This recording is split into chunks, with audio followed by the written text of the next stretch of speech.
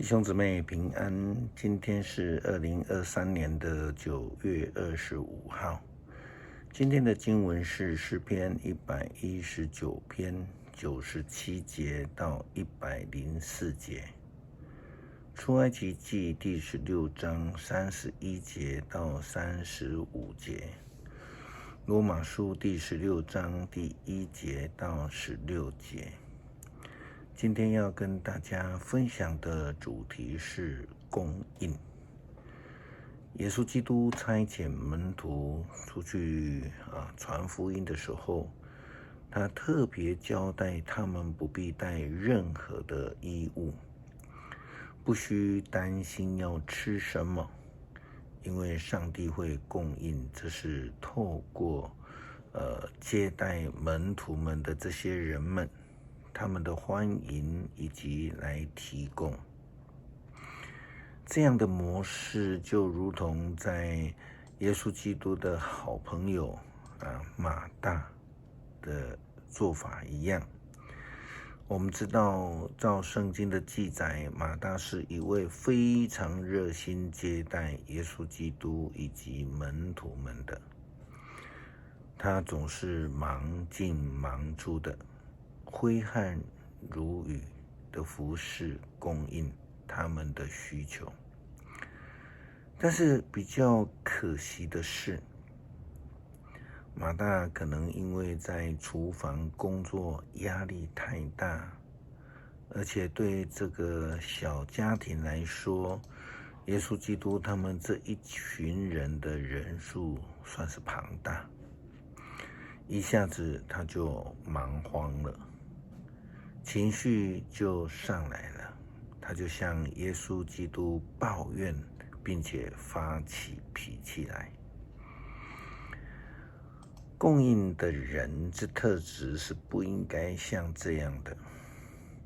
上帝即便是对以色列人不是非常的满意，但仍然不改变他供应以色列人所需要的保守以及日常饮食，直到他们能够进入迦南地。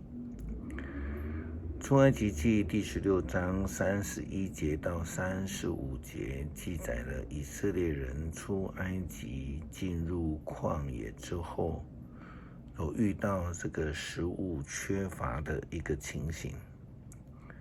他们对摩西对上帝埋怨，但是上帝仍然供应他们所需要的。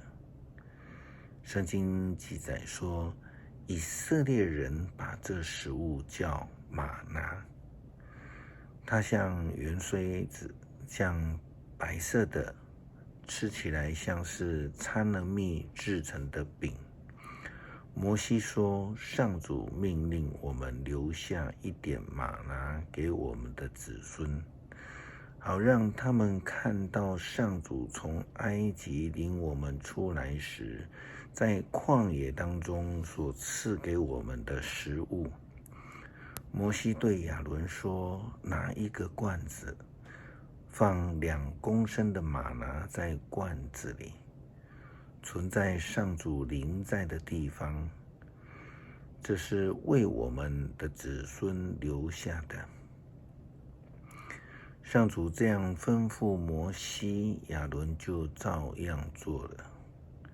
他把罐子放在约柜的前面，保存起来。以色列人一共吃了40年的玛拿，直到他们到迦南地定居下来。因为以色列人从来没有看过上帝所供应的这样的食物，因此以色列人叫这个食物为玛纳。事实上，玛拿原来并不是一个名词，而是一个问句。希伯来文的原意是什么？这是什么？所以如果要说以色列人命名这个圆圆的、甜甜的，如同掺了蜜、白白的，我们应该上说，当时候他们看到这样的东西的时候，大家都非常惊奇的说：“这是什么？玛纳。”后来就成了这个东西的代名词了。当然，以色列人都不知道这是什么的时候，上帝竟然用这个什么东西供应他们长达40年，一直直到他们脱离旷野的生活，进入了迦南应许之地。上帝供应，他也呼召人，差遣人，成为需要者的供应。基督徒应当要领受上帝的呼召，成为一个供应者，不是成为伸手者。但是真的很可惜，看到一般传统的教会里面取的比供应的还要多。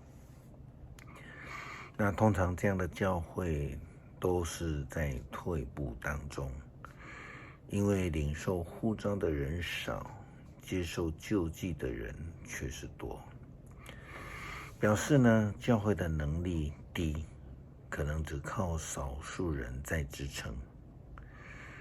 美国的一些华人教会就发生这样的一些困扰，在教会的经济啊、服侍者啊，来源多是来自台湾的基督徒，而后来来自中国的新基督徒会员，虽然人数比较多，但却都是伸手者，非供应者。保罗在罗马书16章当中，他推荐了一位姐妹来给这个罗马教会。保罗在经文里面这样说：“我向你们介绍我们的姐妹菲比，她是坚革里教会的执事，请为主的缘故，依照信徒的本分，好好的接待她。无论他有什么需要，请你们帮助他。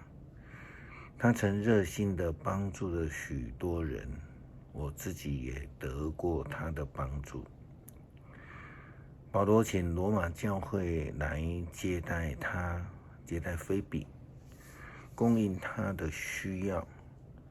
因为菲比姐妹呢，本身也是一位供应者。他曾经照顾、帮助过许多人，以及保罗本身。保罗也接续着请罗马教会代替他，向许多过去他的同工们来请安，因为这些人都是他在传福音的当中，那工作里面呢，成为他的帮助者以及供应者。保罗也代替众教会来向罗马教会的基督徒请安。你们要用圣洁的经文互相请安。基督的各教会都向你们请安。这是一位供应者的特质。保罗在这里提醒罗马教会应当学习做一个供应者。诗篇109篇97节到104节，我多么爱慕你的法律，我整天不断地思想它。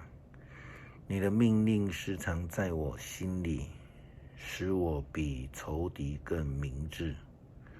我比我所有的教师更通达，因为我思想你的教诲。我比老年人有智慧，因为我遵守你的命令。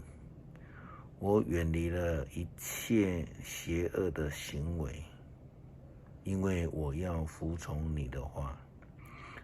我没有离弃你的训诫，因为教导我的是你。你的训言多么甜美，在我的口中比蜂蜜甘甜。